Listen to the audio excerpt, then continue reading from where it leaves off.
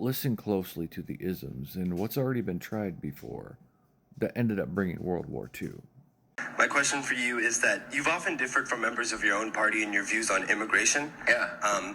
In the upcoming decade, what, if any, significant progress in immigration reform do you predict? Great question.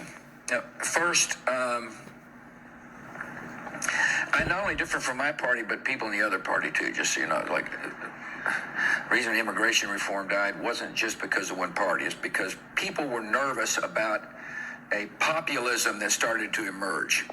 My view is that we are a land of immigrants, and we ought to recognize that. As a matter of fact, I believe America's soul is rejuvenated when people come to our country and work hard to realize dreams.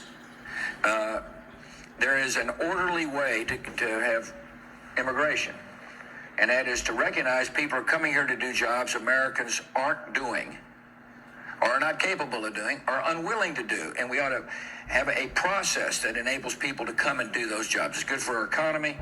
I think it's, and I think it prevents people from having to sneak in.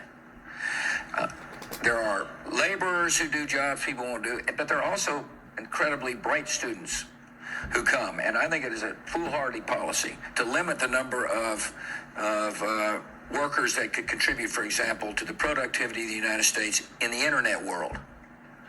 I do believe there will be a rational immigration policy eventually passed. I think there's going to have to be some time.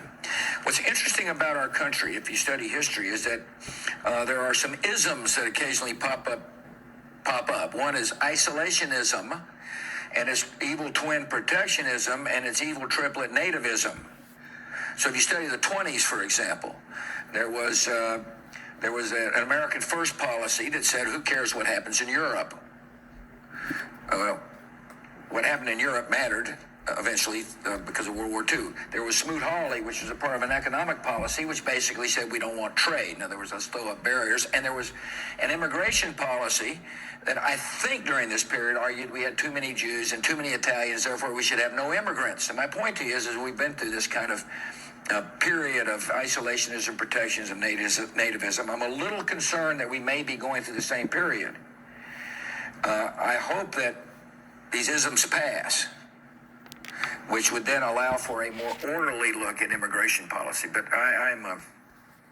look, I was raised in Texas, and there's a lot of focus on the Hispanic population. I mean, if you're raised in Texas, you understand what it means to interface with